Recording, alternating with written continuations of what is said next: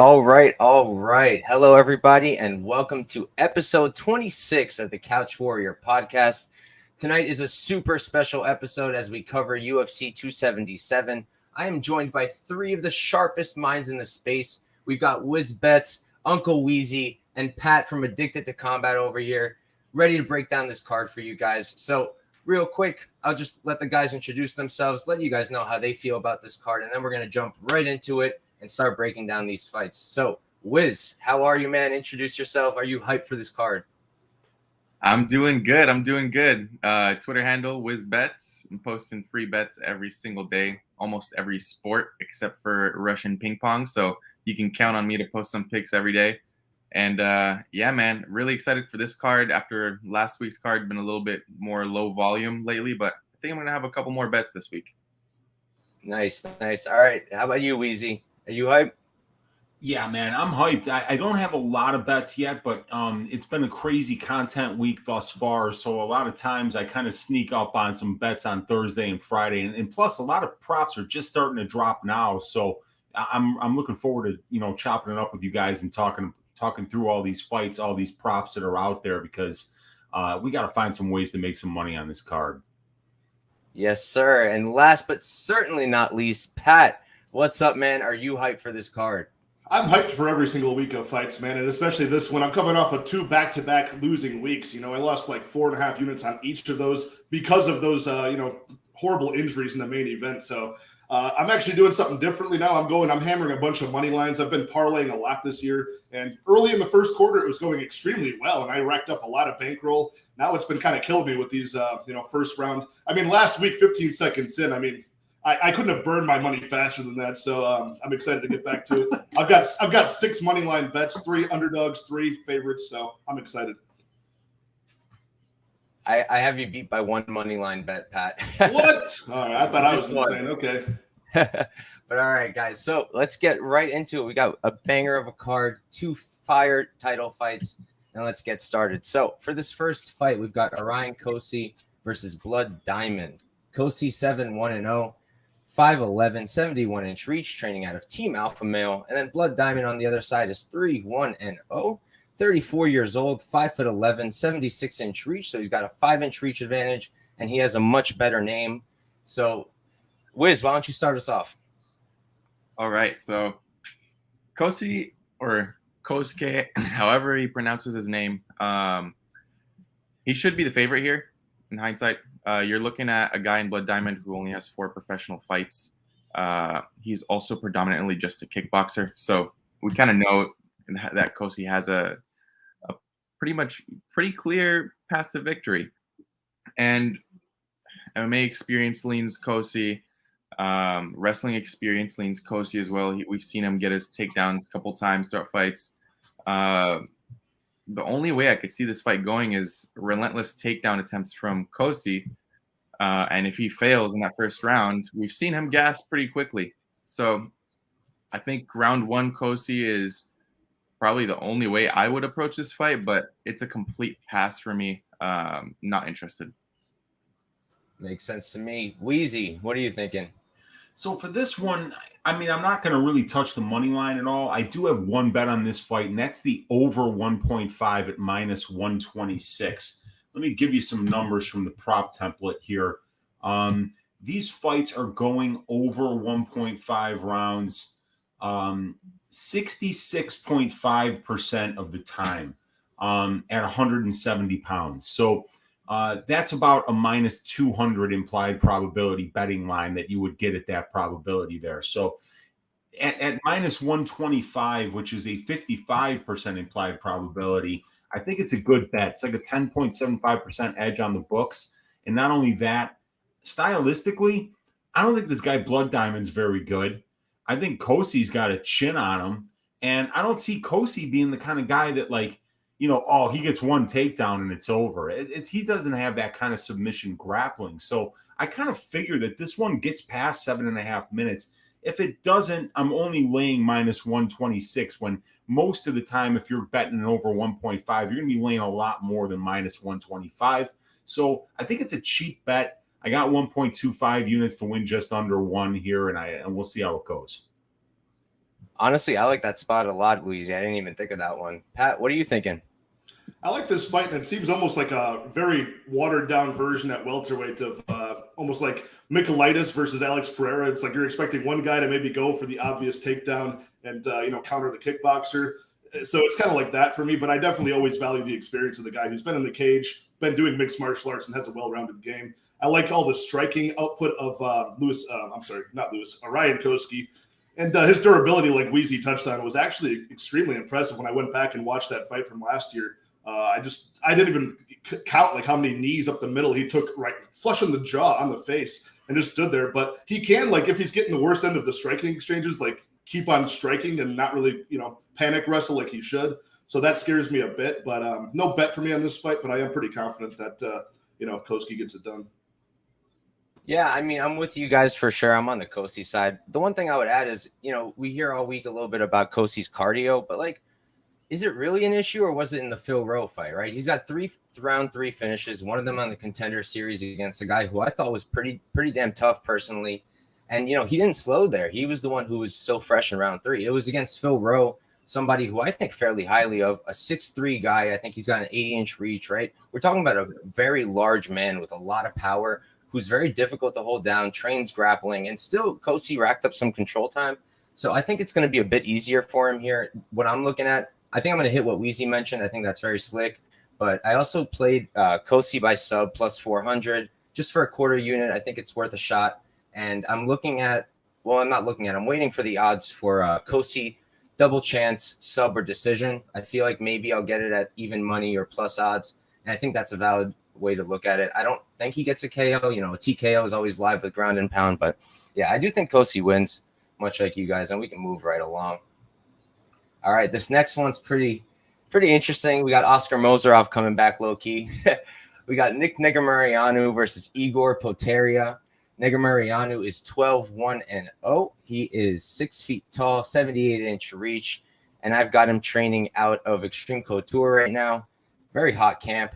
And then Potieria on the other side is 22-0. Fellow countryman of mine from Ukraine. 6'3", so he's got a 3-inch height advantage, 75-inch reach, so he's giving up 3 inches in reach, and he's training out of American Top Team. So for this one, Wheezy, why don't you start us off?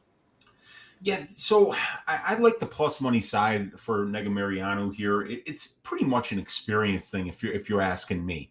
Potieria, when I see a Ukrainian with a 20-2 record, I start thinking Dennis Bondar like immediately, and I'm like, oh shit, and it's like that in Eastern Europe.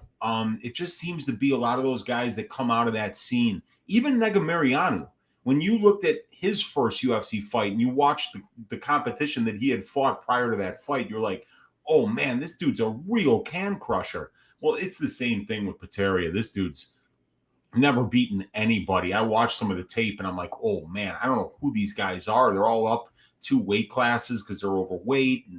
And so it's a real show me spot for Potieria. And then not only that, if this guy's conditioning isn't on point, dude, you could hit Negumereanu in the face with a shovel, and first of all, Negumereanu's head would be bigger than the shovel. I don't know if you've seen that thing. It's absolutely gigantic.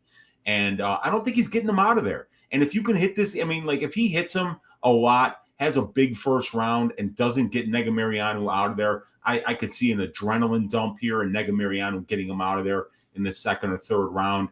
I'm not going to play any props on this, but I just think the plus money on Nicolae is the safer spot due to the durability of this dude. His conditioning is really good. And he's just fought the better brand of competition. 4 UFC level fights, while the guys that Potieria has fought have been complete bums. Makes sense to me. Just want to mention it real quick. Potieria is actually the dog now. He's minus 101 currently on Bet Online. But Pat, what are you thinking for this fight, brother?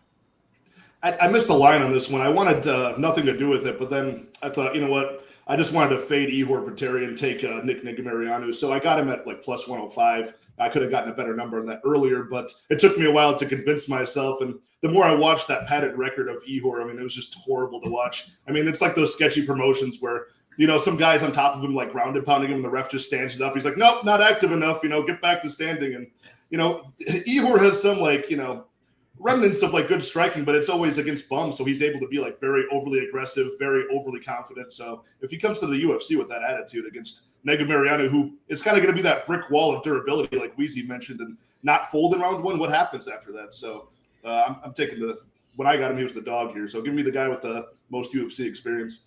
All right, 2 guys on Nicolae so far. Wiz, what are you thinking? Yeah, so as Uncle Weezy was mentioning, and you too, Mike, Potieria smells a lot like Mozarov. So that 20-2 is not so shiny when you dig deeper.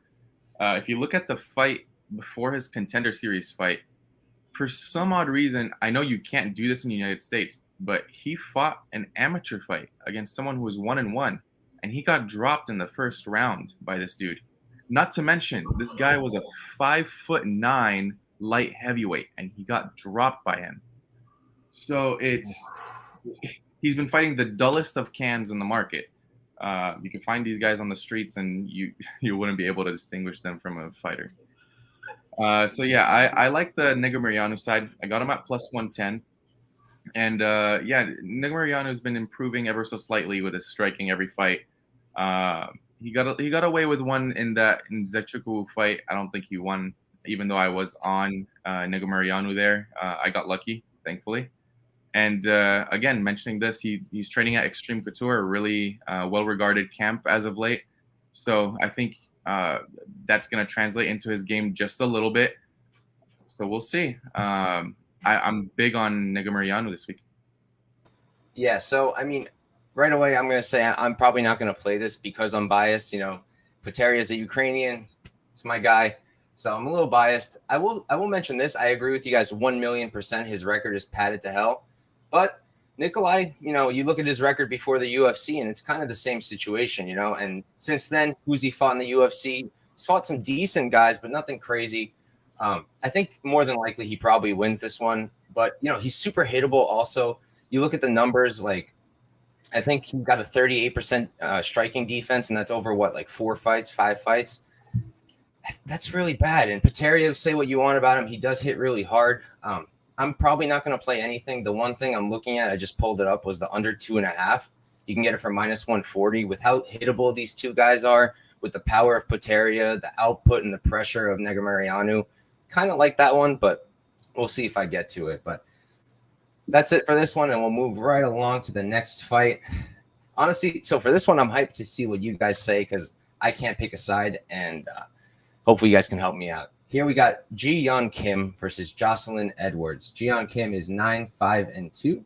She's 5'7", 72-inch reach, and she's training out of Bang Tao Muay Thai and MMA.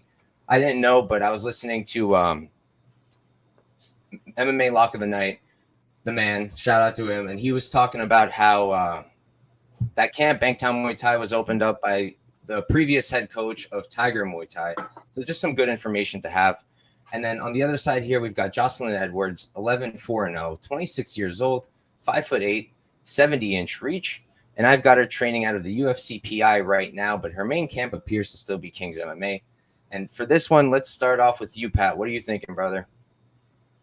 I like this one. I think both women are going to enjoy this fight more than their last ones because they're finally not fighting like somebody who can take them down and hold them there. That's kind of both of their kryptonite. So especially for Yeon Kim, I mean, she's got no get-up ability or defense whatsoever. So I'm on the Edwards side. I do have a money line bet on Edwards. I like her more optic striking to the judges. Like she's got more sting on her punches, a little bit more stopping power on them, gain some respect, whereas Yeon Kim has that sort of shadow boxing syndrome in some cases. And I like the kicks from Edwards that we saw, and I think we're going to see a lot more of those in this fight. She won't be holstering her kicks at all without getting taken down. So I like Edwards in this one. It is kind of a greasier fight, but the momentum she's on, the youth of Edwards as well. She's a lot younger, and Yeon Kim, again, coming off of 4 out of her last 5 are losses. So she did have a hell of a scrap against Cachoeira, a fight that she probably should have won, but again, it comes down to the optics, right? I mean, that was a good example of more effective, powerful strikes really stole the show for Cachoeira in that one. Yeah, man, I personally thought Kim won that one too, but she tripled her up on strikes, I feel like. Yeah, I mean, she was letting you rip there. I guess the judges really, I don't know what they were, because the damage was on Cachoeira there. Remember, her face was the one that was beat up, not Kim. But Wiz, what are you thinking, man? Let's note that this fight's at 135. So Yeon Kim hasn't fought at this weight class in a little bit, whereas Edwards just recently fought at 135. So a little bit of an advantage there, I would say. Whenever a fighter is moving up, take some time to get used to. That's firsthand right there. It's going to be a 3-round striking affair here. I don't see this fight going to the ground at any point unless Edwards just plans to take advantage of that weakness that Yeon Kim has. And I'm not saying Edwards can grapple in any which way possible. And I've seen it firsthand because she trains out of the gym I train at, King's MMA. But she's going to be the bigger girl here, even though Kim has that 2-inch reach advantage over her. I like Edwards with her combinations, and she can mix in with the kicks as well. She's not going to be as flustered as Pat was mentioning.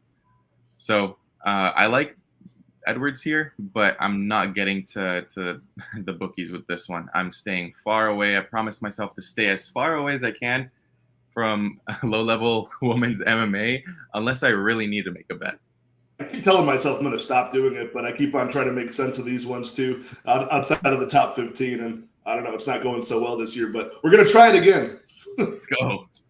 Bro, I used to think that way, and then I looked at my Bet MMA numbers, and it turns out my most accurate numbers are with the women somehow, except I'm just going to tail you from that one. But Wheezy, what do you think for this fight, man? Yeah, I'm not touching this one with a 10-foot pole, man. I mean, it's going to be, like I said on Pub Sports earlier today, the fresh air in this cage is going to be taking a beating, because neither one of these ladies could hit water if they fell out of a boat, especially Yeon Kim. They call her Fire Fist. I call her Missing Fist. She's just throwing and missing all the time. So, it's like what Wiz said. The way I see this fight taking place is pretty much on the feet the entire time. It probably goes to decision 8, maybe even 9 times out of 10. But the books are all over that. You can't. There's no margin for error there. It's way too juiced, and I think this line is about exactly where it should be. And you also have to worry about Kim coming up a weight class, and if you're on the Edwards side, you got to worry about her taking it on short notice and being really active lately. Maybe 3-4 fights in the last 6 months for Joselyne Edwards. So she's been working. So yeah, I mean, I'm just staying away. Yeah, man. I mean, I'm probably going to stay away too. I was pretty surprised to hear that Wiz and Pat are on Edwards, because I feel like most of Twitter that I've seen is on Kim. But yeah, that was my lean early, was Edwards. I just feel like, she just fought at 145 and Kim is fighting at 125. I know she's normally a 135er, but you've got to think she's going to be a bit bigger and stronger here. So, what if she starts pressing Kim against the cage, slowing her down, making it her kind of fight? I think she can win this, but I don't want to touch it either. So we're going to move along to something that I think is a lot more fun. We've got Michael Morales versus Adam Fuggit. Morales is 13-0, 23 years old, super young, 6 feet tall, 79-inch reach, and I believe he's still training out of Entrim. On the other side, we've got Adam Fuggit, 8-2-0, 33 years old, 6'1", and he is currently still training out of Art of War MMA. And I'll start this one off. There's not much to break down. Morales is a -600 favorite, rightfully so. He's the UFC veteran here, I guess you can say, by one fight, one round. But yeah, man. So first off, I wanted to talk about the Ecuadorian wrestling thing. I feel like all week we keep hearing, are they good? Are they any good? Is Ecuadorian wrestling even mean anything? Is it like Egyptian wrestling? So I decided I'm going to go look it up. I looked it up yesterday, and apparently as a national sport, so Ecuador, I think it was 23 out of 24 provinces have wrestling clubs. They are relatively new to the Olympics. Apparently it's the women who are kick-ass, not the men so much. So it's a relatively new sport, but it is something that exists. It's not like a bunch of guys in a closet room working out. So I do think his wrestling's legit. I do think he showed it even on the Contender Series. That throw that he used was very clean. I was surprised to see that. But I will say this, no point in breaking down the -600 favorite, but I don't think that it should be this wide, honestly. I feel like if Fuggit wasn't making his debut, I don't know that it would be this wide. Yeah, he knocked out Solomon Renfro. I don't know how much stock to put into that. Renfro's a really tough guy, but he was just throwing those head kick till something landed. And it worked, man. It worked, but I just don't think it's going to work here. The way I'm looking at this is, I mean, I'm not going to play Morales money line, obviously. I don't want to parlay him either because I think it could be closer than we think. So I might play him by decision. He's plus 300 by decision, and I think that, he can use that wrestling to win the rounds. He can win moments on the feet, but I just think that Fuggit's going to be too tough to put out here, even on short notice. So that's the way I'm looking at it. Decision plus 300 for Morales. Wiz, how about you, man? I mean, there really isn't anything to break down here. Morales has him covered everywhere. Wrestling, grappling, striking. In my opinion, I think Morales gets him out in the first round, probably within the first 3 minutes. I'm pretty confident in that outcome. Short notice, that's one thing. Tape on Fuggit or Fuggit, however it is, a lot of weird names, this card, is very dodgy, in my opinion. And that fight against Solomon Renfro did not mean anything to me. Like, how many kicks does it take to finally realize, oh, maybe I should start moving a little bit more from Renfro? And Renfro has been talked about for quite some time about being this prospect that's going to enter in the UFC and be a problem. And after that fight, I didn't know what to think about him anymore. So I think Morales gets it done in round one, probably by TKO strikes after a takedown. But I'm not touching this either. The line's too wide. Bookies are on it too. And even if I want to take that TKO or inside the distance line, the inside the distance is at close to minus 200. So I don't want him to touch this. Yeah, my first gut feeling was that inside the distance. I saw minus 200 and was like, no, thank you. No, thank you. Wheezy, how about you, man?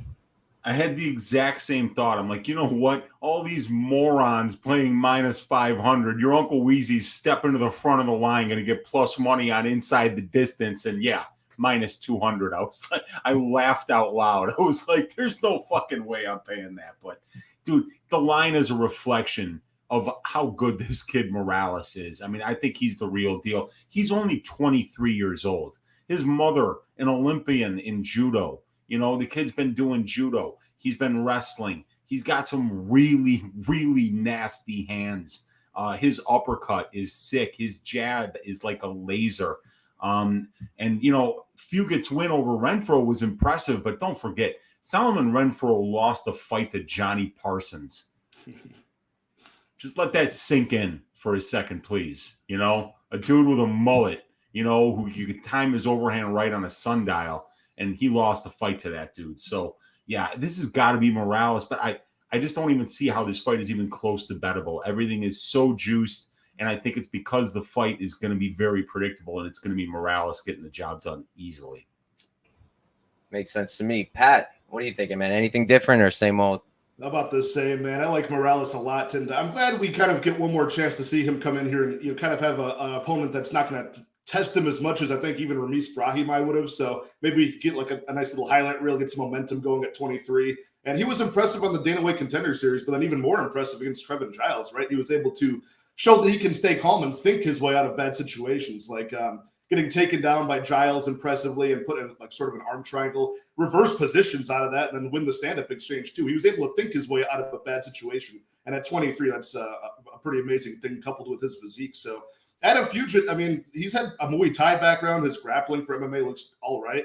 But he had that highlight reel over Renfro, but he also got put on a poster pretty badly in his one knockout loss. If you guys saw that, Dober, who was that? Kalen Hill, I think, who was actually a guy that was on the Contender Series once as well. I mean, that guy, like Superman, punched him into like the next universe. So, Fuggit can be put out. So I think, into the distance is a good look here, but you don't want to do that with a guy who's as unproven as Morales. After all the nice things I said about him, he's still 23. Who knows what goes on here? So I wouldn't touch this fight. All right, you guys starting to make me rethink my decision play, but we'll move right along. Wiz, did you want to say something? Before we move on, an interesting narrative here. Morales, yeah, like we said, he's 23. There's one thing that worries me, and it's not that much, honestly, but when a young guy gets a 50K bonus, that might alter with his head a little bit. It might make him feel some sort of false sense of euphoria where, oh, wow, I just got a 50K bonus. I'm doing this thing. He might be a little bit overconfident. Now, if that happens, that we might be surprised, but I doubt it. Just want to throw that out there. That's a good point. The one thing that I thought of when I was looking at this fight was I don't know if you guys remember Fialho Van Camp. Everybody thought Fialho was going to spark him. What did Van Camp do? He hurt him first. And I've been looking at Fuggit and I was like, oh man, his KO props like plus 1,200. And because Morales is unplayable, I've been trying to convince myself to, maybe take a shot there, but I don't think so. I do think Morales rolls, but I agree with you, Wiz. Who knows how that affected him, man. But moving right along, we've got Drakkar Klose versus Rafa Garcia. Klose is 12-2-1, 5'9", 70-inch reach, and I believe he is indeed back at fight ready. And then Rafa Garcia on the other side, 4-2-0, 27 years old, 5'7", 68-inch reach. And I couldn't place him exactly. I believe he's at elevation and Gracie Barra. If you guys know better than me, please let me know. But Wiz, why don't you start this one, man? This fight is probably the toughest fight on the card, at least in my opinion, to break down. Because we've seen Drakkar Klose, and he's been his last fight was pretty good. It was a pretty good performance. But before that, he's been edging out these very close decisions against guys that probably shouldn't have been, the fight shouldn't have been that close with them. Klose has the much better striking, in my opinion, but I actually rate Rafa's grappling and wrestling here a lot more.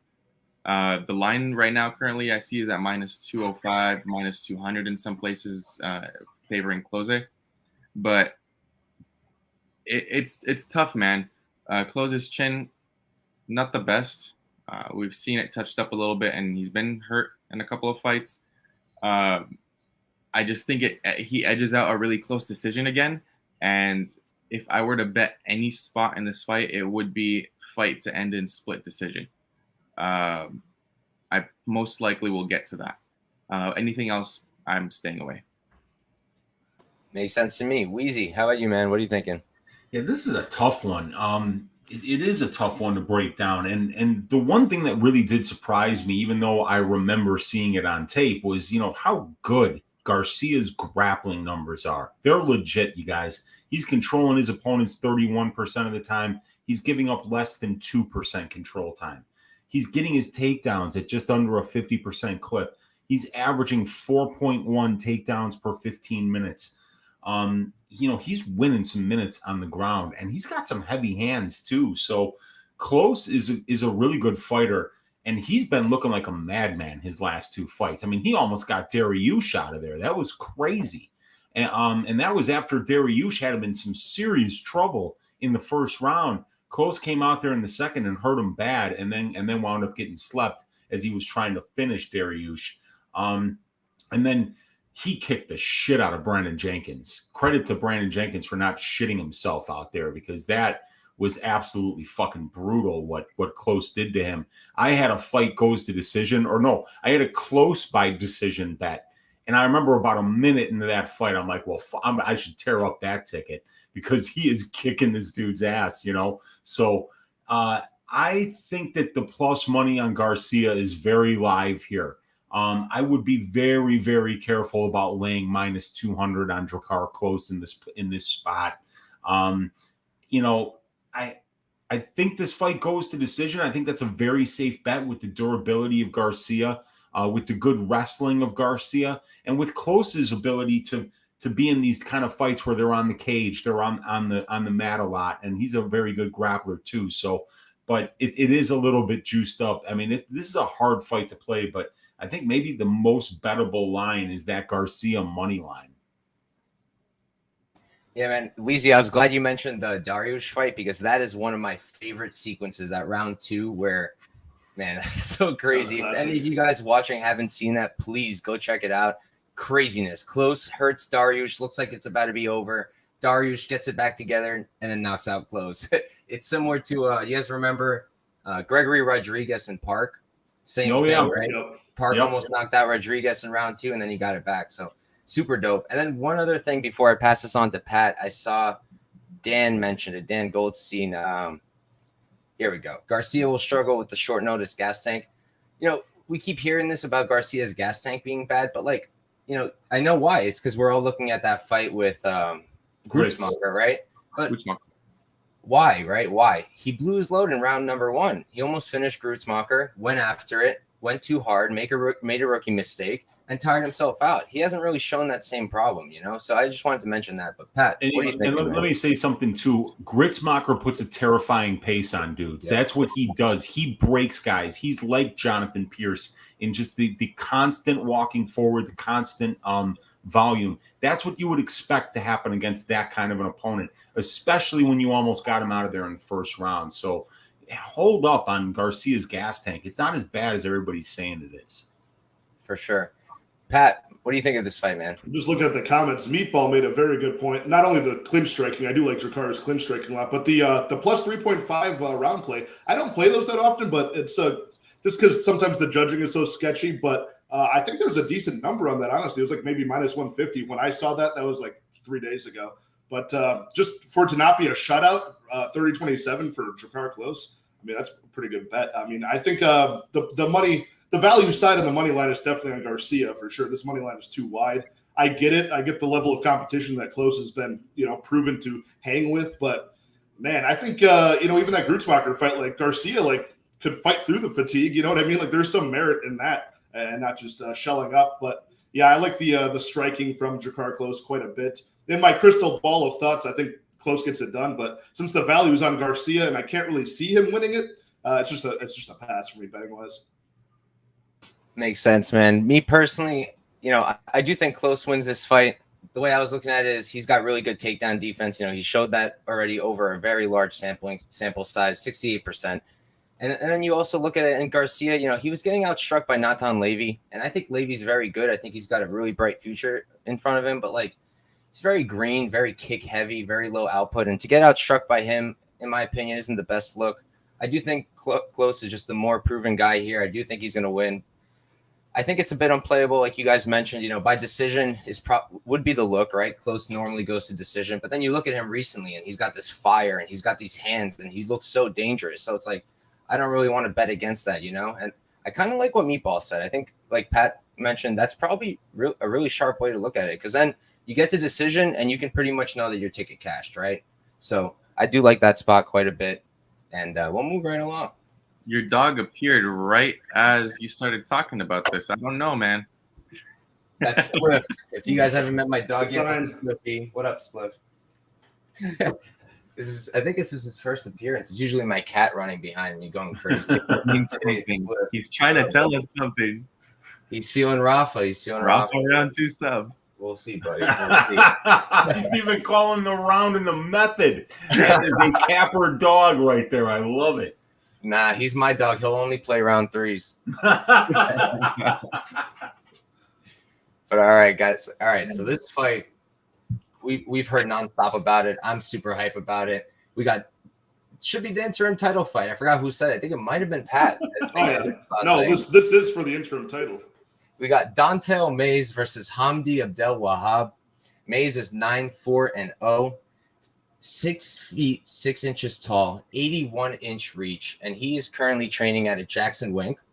And then Hamdy Abdelwahab on the other side is 3-0, 29 years old, 6'2", which is a load of bullshit. There's no way he's 6'2". That's true. He's like 5'11", 6 feet tall at best, maybe on a good day. And then 73-inch reach, so he's giving up a ton of reach here. He's going to be way smaller. And Uncle Weezy, I'll let you start this one off. Yeah, man, I got Mays down as Uncle Weezy's ass shaving of the week. I just smell a fraud here. I smell something, and it's not just the shape of the dudes that this guy Abdelwahab has been fighting, Even when you see like the one pro fight where he actually goes, the distance, and you're like, Jesus, this guy's really not that good. And he's fighting guys that are not even close to on Dontel Mays' level. Heavyweight's a strange division, right? It's a division where you can be a specialist still. It's like heavyweight hasn't left 1988 in mixed martial arts quite yet. Like you can be good at one thing and fucking dominate there. Look at Derrick Lewis. The guy's got 13 knockout wins and he can't grapple for shit. He's got terrible conditioning, no athleticism. But he wins a ton of fights. He's a top 10 guy, top 5 guy a lot of the time. So a guy like Mays, who's 6'6", has an 81-inch reach, has the kind of athleticism and conditioning he has for a big man. Just that right there, that's enough for me. Don't even consider the, 7 fights at the UFC level, including his Contender Series fights, which is, 4 more professional fights than this guy Abdelwahab has. And, Mays would have body bagged everybody that Abdelwahab did. So, this is it's a show me spot. If this guy Abdelwahab goes out there and beats Dante Mays, look, all right, stay out of his way. Then he proved us all wrong. But it's not like you're paying minus 500 here, which is shit. We've been seeing that number a lot lately. You could have got plus money on Dante Mays. When I saw that, I was like, the first thing I thought was like, I gotta research this guy Abdelwahab. He's got to be something fucking special. If he's coming in on short notice with 3 professional fights and he's a favorite to Mays, this kid's gonna be special. And then by the time I saw the tape, the line moved so much. Who set that line? I was unaware that he was the favorite at one point. I didn't know that. Dude, I think you could have got Mays around plus 130, plus 140. Oh Patrick, when they opened that shit, I'm not joking. Somebody got fired. How far in advance was this? When was that? So they on the 20th of July, they opened it at plus 100, and then now blame the betting public because they blasted it up. Dante Mays was plus 150 because for some reason Abdelwahab got bet down, and then it went all the way the other way. Which is wow. They must have just said that this kid's an Olympic wrestler and he's 3-0 and he's willing to take this fight on short notice. So he must be. No, man. You do a little bit of tape and it's like something's rotten in Denmark, my friends. And it's an Egyptian wrestler. So Dante Mays by ass shaving. Yes, sir. Pat, what do you think, man? Yeah, man. I mean, when I got through the tape study, I was kind of a fan of Hamdy for sure, man. I mean, he fought the funniest looking people. I got out the popcorn after like the first or second fight.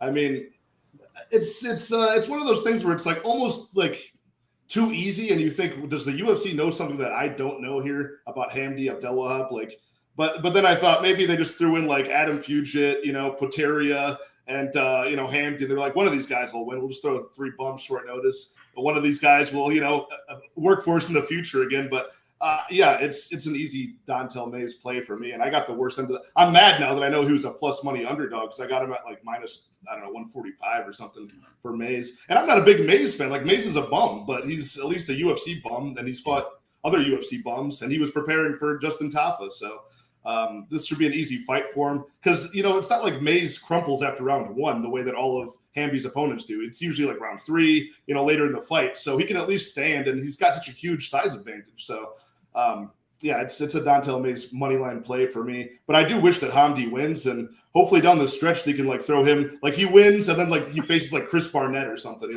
Like that would be great.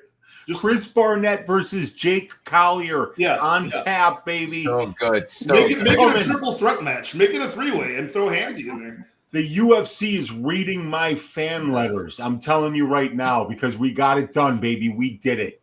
We did it. Collier versus the Huggy Bear. Let's go. The winner fights the GOAT, Parker Porter. Yes, sir. No. Winner fights that 6'6" pear-shaped guy. That we got to get that guy in there. Bring Strickland's brother in here. Wiz, you got anything different here, brother? I have the strongest opinion, and you guys are gonna be so surprised at what I got. So first thing I look at this matchup, and I'm like, who? Hamdy has been fighting the cans that are all the way in the back of the aisles in the grocery store, the dullest of cans, the ones that don't see no daylight, no freaking light from the lamps, nothing. He's 3-0. All right. Did he start professional career? January of 2022. This year, he has less than 6 months of pro experience. And that's alarming. Just right off the bat, red flag. And then I dig deeper here. He fights this dude named Matthew Strickland, his body is in the shape of a melted candle. Twice. He fought him twice. And then I'm thinking to myself, how is this guy a favorite right now? And I'm like, I need to do this tape study instantly. Mays had a rough start to his career. He got that knockout in the Contender Series, and he got thrown to the wolves with Cyril Gane. And then Nascimento was a decent grappler. He's built himself up a 2-fight win streak. His confidence is pretty high, I would say. But I think Hamdy has a lot on his plate here. I like the technical ability from Mays. I like his cardio compared to Hamdy's at least. And I'm not trying to talk up Mays like he's some sort of elite guy here, but when you're comparing him to someone like Hamdy, he really is. Very low level experience. I'm on Mays, and you guys are ready? So I got 1.5 units on Mays at plus 115, and I got 2 units on Mays at plus 105. I smoked the line. I smoked it. You moved it, you motherfucker. You moved it. Wait, I thought I was going to get to say I'm stuck first, at like minus 145, man. How am I supposed to live over here? Also, I hit the plus line also. You beat me I had to lay the hammer, and I wish I would have went even heavier, to be honest. Yeah, I mean, looking at that minus 190 now, I remember seeing it plus 115. Real quick, I pulled up some tape on Hamdy. I was like, oh, hell no. Mays is going to kill this guy. Played the plus 115. Line moved a little bit, and then I played it again, I think, at minus 120 I played it. And then, so I got 2 units staked on this. Like Wheezy said, I think this is an ass shaving. I think Mays just kills this guy. You know, any wrestling advantage he might have here, it's MMA. It's not Greco-Roman Olympic wrestling. Mays is huge. Mays is going to be huge and very difficult to take down. And even if he does, like, it's hard to hold down a long guy. It's very difficult. Like, I wrestled in high school, very different level from Olympic wrestling. But whenever I wrestled a tall guy, that's when I struggled the most. I'm not tall. I'm 5'9". So wrestling a big, tall 6'2" guy, you take them down, but then holding them down is incredibly difficult. So a guy like Dante Mays, I can only imagine how hard it is to hold him down. So I feel like, honestly, if Hamdy wrestles, he's going to be doing Mays a favor here because he's going to exhaust himself. And then Mays just has to let it go and finish the fight. I think he's going to win it by KO. If you want to play it at this point, I'd probably just play it that way, plus 163 on Bet River or Unibet, plus 150 elsewhere. I feel like that's the only way. Minus 190 for Dante Mays is already a little crazy, even though I do think he could probably be minus 300 here, to be honest.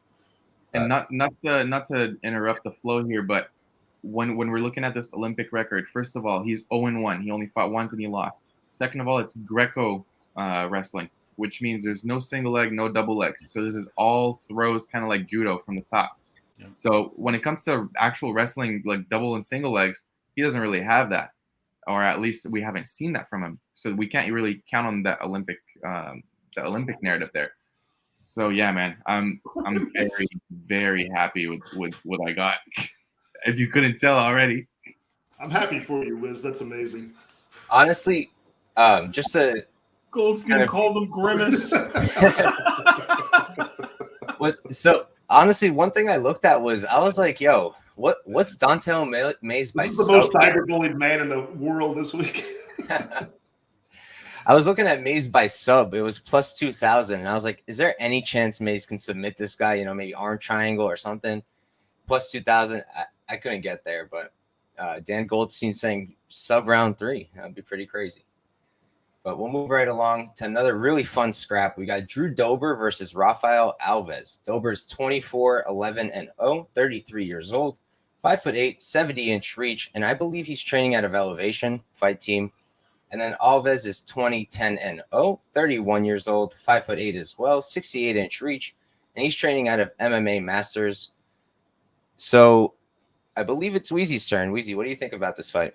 Man, I see violence here, obviously. You know, I mean, this guy Alves has been finishing 9 of 10 losses. The only guy who didn't finish him was Demiris Magulov, who does not have a finish yet at the UFC level. But this guy's been in all 9 of his regional scene losses, he was finished. So huge red flag there in terms of, you know, does this guy even want to be in the cage when things aren't going his way? Dober, serious chin on him, you know, so it's going to be hard to drop this dude. Drew Dober has 18 UFC fights. This guy's been dropped once. once. 632 strikes that he's absorbed that were significant at the UFC level, and he's been dropped once. So I got to believe that Drew Dober knocks this dude out, plain and simple. Probably in the first round. But, Alves is very dangerous, and he throws with really, really bad intent. And then when he hurts you, he tries to lock up a sub. So, this could go either way. I kind of feel like fight doesn't go to decision. Could potentially be a parlay piece here. Drew Dober is not really in boring fights. Rafael Alves is a good dance partner for him. I see somebody going to sleep here. Makes sense to me. Pat, what are you thinking, man? I like Alves at plus money here. I'd bet him on the money line at like plus 175 or something like that. Drew Dober is very durable, but the times that he's actually suffered in his career, and it's been a long one in the UFC, it's all two grapplers or wrestlers, right? Every single loss, pretty much. Everything from Efrain Escudero, who got him in round one sub, to Aubin Mercier, who I think beat him by decision. It's just all over the place, right? Even most recently, like Brad Riddell. So this guy's always getting out muscled on the ground, out grappled. And I think Alves can do it, man. And I got the round one sub as well at plus 950. I think this will play out very close to like the Terrence McKinney fight, except for instead of going for ground and pound like McKinney did, he just grabs the neck and chokes him out. So I think that happens at more of a clip than plus 950 would indicate. But again, if you're more on the Drew Dober side, like Wheezy, I would wait until after round one. That Alves will come at him like a madman, maybe have some sort of success. So after round one, maybe you can go from whatever it is, minus 200 to even money after round one. So that's how I would play that if I was on the Dober side. Otherwise, under 2.5 or fight doesn't go is somewhere around like that minus 170 range. So I like that too. But Alves for me, round one sub. Pat, I love what you said with the McKinney fight, because I also think this is going to be really similar. Because you look at Alves, right, with this fight with Demir. What did he do in round number one? Same pace. Crazy with a flurry and knocked him down with a similar pace. But before I go, Wiz, I know you train out of King's MMA. What do you think? Have you seen Alves around the gym at all? Now, I know Alves has been flip-flopping between Kings and MMA Masters, more recently at MMA Masters, so not really. Here's my thing. I mean, Dober has had a lot of wars, and his chin has been holding up, but that last fight wasn't the best look. I know it's against Terrence McKinney, who was a very heavy hitter. I'm just the fear for me here is, and what kept me off of Dober was because it was just 3 months ago. It's not that long. And I think Alves can put on a similar pace to McKinney in that first round. And I really like Alves' front choke series, his guillotines, his darts. They're beautiful. And he has a way to transition into them. And he has power on the feet. He sets down on those punches, and he throws with intention. He's an athlete with the full meaning of the word. Some serious power in his hands, like I mentioned, and to me, the under the 2.5 is the pick in this fight. I don't have a side where I lean. If I had a gun to my head, I would say Alves is what I would bet, just for the clear round one path, maybe first 2 minutes of round two before he starts gassing. But yeah, man, if Dober connects with a punch real early, I also could see him laying him out pretty quickly. So the under 2.5 to me makes so much sense. Yeah, I was just looking at the under 2.5. It's at minus 160 is the best you can get a bet online. I feel like that's a really good spot because I would be shocked if we go the distance here. But yeah, I'm on Alves here as well. I was a little torn because I do think Dober, like Weezy said, he's got a brick for a head. So good luck knocking him out. But similar to what Pat said, I don't think that Alves needs to knock him out. He just needs to hurt him and then go for that sub, man. Just go for that submission and take it home. What I've been looking at was the sub prop for Alves. I know that it opened up at like plus 6 something on Bet Online. No, plus 475. And then it went all the way down to like plus 3 something. So I thought I missed it. But now that I pulled it up, FanDuel has plus 500, which I am going to be playing for sure. For a quarter unit to bring home a bit over a unit, like I feel like that's a great bet. So that's what I'm going to be looking at here. And then we can move right along. Another really fun fight. So we've got Alex Morono versus Matt Semelsberger. Morono is 21-7-0, 31 years old, 5'11", 72-inch reach, and he is training out of Gracie Barra Woodlands. And then on the other side, Semelsberger is 10-3-0, 29 years old, 6'1", so he's got 2 inches of height here, 75-inch reach, 3 inches of reach, and he's training out of Crazy 88 BJJ. So, Pat, why don't you start us off here, man? I mean, this is a easy case of a bet for me where I think the line should actually be flipped. You know, I think Morono should be the favorite in this spot and Semelsberger the underdog. So when that happens, I got to take a bet on Alex Morono. And, you know, this guy is always going to be counted out just because of his appearance, right? He's just kind of like this doughy guy with no definition to him at 170, which is rare. But, I mean, the guy's been proven to be durable. I think only ever finished by Perez, which was a really weird stoppage. Like at the end of a round, he ate a nasty wheel kick and couldn't get up in between rounds. And then it was Chaos Williams too. So I love Morono. He's great. And he's just got constant pace and pressure for not for being as smooth as he is to transition from striking to like BJJ. Very nice back takes. He has very few finishes, which is odd to me, but he had a lot of submission finishes before the UFC. But yeah, like 10-5 in the organization. And he's taken on Semelsberger, who looks very impressive, but we haven't really seen a lot of the guy, honestly. Like, he had like 2 knockouts over Martin Sano and a very chinny Jason Witt in like under 30 seconds combined. He fought another debutant, Carlton Minus, was it? And besides that, he lost to Chaos Williams. Impressive enough fight there, but lost it. And now we fought another debutant last time. So he's rather untested. He does look very athletic, a great frame for 170, and seems to have knockout power, but hasn't really – this is a huge test for him. And, you know, the line should be flipped. So I got to bet on Morono at plus money here. Makes sense to me. Wiz, what are you thinking for this one? You know, I actually agree with the line. I understand Morono swings big and he's a black belt in BJJ, but I just think he lacks that physicality. And the one thing that really impressed me with Semelsberger was the last fight, even though it was against a UFC debutant. AJ Fletcher is really good. He's really good, and the cardio is one thing that he showed in that fight. The ability to get up and get away from those weird positions he was in, very impressive. And he has a pretty decent chin versus Morono. Yeah, he has a okay chin, I would say, but we've seen him rocked a couple times. I just think Semelsberger is probably going to take him down and just lay some ground and pound on him for a couple rounds and win a decision here. I like his recoverability a lot, even if he gets hurt. So I lean Semelsberger. I haven't got to the window yet on that money line, or I haven't parlayed him, but I think Semelsberger takes it pretty convincingly. All right, we got one on each side so far. Wheezy, what are you thinking for this one? Yeah, so, you know, the thing about Semelsberger is people are talking about the wins, right? And the wins are against Carlton Minus 0-2, Jason Witt, who's got a terrible chin, in 2-3, Martin Sano 0-1, and AJ Fletcher 1-1. But look at the wins for Morono here. Kyle Noak 6-6, James Mutasri 2-4, Josh Berkman 6-12, Song Kanan 4-2, Zach Otto 4-4. Good win over Max Griffin. Reese McKee, the 2021 version of Donald Cerrone, and then wins over Zawada and Mickey Gall. So what do we think of Semelsberger? You know, is he, you know, because can Semelsberger be as good as like Morono, who's been good? You know, I mean, you look at 8-10 wins, 4 losses, a no contest. You know, I think that this could be a very close fight, but Morono over the long term is landing a lot more strikes than he absorbs. He's a tested veteran, and this is going to be a step up for Semelsberger. So I want to see how he does it.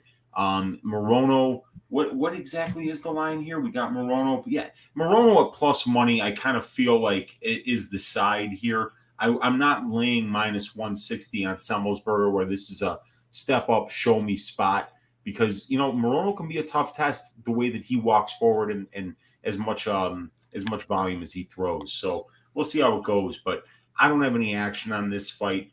I think it probably goes the distance, actually, because Morono is very durable, and Morono is not exactly like a one-punch hitter. So I think it goes the distance. That would probably be the way I would play this. But what is that right now? That is minus 150 for fight goes to decision. minus 180 for over 2.5. I think those are actually bettable. Yeah, man, I actually agree with that, Wheezy. I think we're probably going to go to decision. Morono's been pretty durable. Semelsberger's been pretty durable, but I'm with Wiz here. I do think Semelsberger's, I think he's rightfully favored. I think minus 160 is pretty deep, to be honest. I got him at minus 147. Even there, I felt a little uncomfortable, but I beat the line a bit. I think it really comes down to this. He's younger, he's bigger, he's stronger. And I think that Moreno, he has really good pressure, but his striking is very loopy, and straight strikes will always beat looping strikes to the punch. And Semelsberger keeps it straight. He's got fast hands and big power. So I do think that if they're going to be standing, I kind of give it to Semelsberger. And then who's going to be more likely to wrestle? Probably Semelsberger too. So I lean Semelsberger in this fight. But like Wheezy said, I think fight goes to decision at minus 150. You're paying less than you're going to pay for Semelsberger, and then you're covered. You're covered either way, right? So I like that spot. Yeah, Wheezy did a good job of breaking down his, kind of tearing apart his wins there. That's true. I mean, you look back and he's had, 15 fights in the UFC, I believe, going, a pretty good record, but not a whole lot of memorable moments. More of the memorable moments are his losses. I'll give you that for sure. But some of the scraps with the better guys. And then, of course, the recent, Donald Cerrone when we finally got another finish. And I don't know. He's going to be the underdog always. I mean, he's that guy who's sitting at the bar stool and, nobody thinks he's a fighter. You smack his girl on the ass. He's what the fuck are you going to do about it, dude? And then you wake up in 3 days at the hospital. So, but I got to bet on Morono nonetheless. I'm trying to look past that. All right. Moving right along, we've got all right. This is a really fun fight as well. Honestly, before I thought this card was a little underwhelming, but after breaking it down and looking at it with you guys, I feel like this is gonna be a lot of fun. So we got Magomed Ankalaev versus Anthony Smith. Ankalaev is 17-1-0. He's 30 years old, 6'3", 75-inch reach, and he's also at Extreme Couture right now. A lot of the Russians have been over there. I feel like that camp is really blowing up right now. And then Smith, 36, 16-0, 34 years old, 6'4", 76-inch reach. And I know he was at Factory X, but I heard something about him leaving due to some drama. Do you guys know anything about that or where he is now? I have not heard anything about that, actually. All right, so we'll assume he's still at Factory X. He had a falling out with them, so he's been doing this camp in South Carolina or something. I think he brought some of his local guys to train with him there. Okay. Word. So that's pretty important, I feel like. And if you got Ankalaev over there training with the killers at Extreme Couture, I feel like that matters too. But who went last? Was that Pat? Wheezy went last. All right, so Pat, why don't you start us off, man? Yeah, I mean, it's an interesting fight, and I know Wheezy can bring up a lot of the stats here, but I mean, just the crazy finish stats, both for and against Anthony Smith is just. He came into the UFC, I think, with over 35 pro fights and had a lot of finishes there. But he's 36-16, and only 5 have been decision, wins and losses. I mean, the guy is just. When you think of him now these days, he's been to a lot of decisions, but. The guy is just a finishing machine. But when you look at Ankalaev, not so much, right? He came to the UFC, had some finishes, but they're always against those wild man fighters, right? Like Ian Cutelaba, where he can really just counter strike and knock him out. But when he starts reaching that upper level of guys, even Thiago Santos, 5 rounds of not very much action. And, it's not the most exciting sometimes, but Ankalaev is really good at not putting himself in really dangerous positions, So I like that for him. And do I agree with the money line? Absolutely not. This should be maybe a 2-1 or 3-1 spot, for Ankalaev. I think he wins. He's probably my most confident pick on this entire card, but it's not anything I can really do with betting wise, right?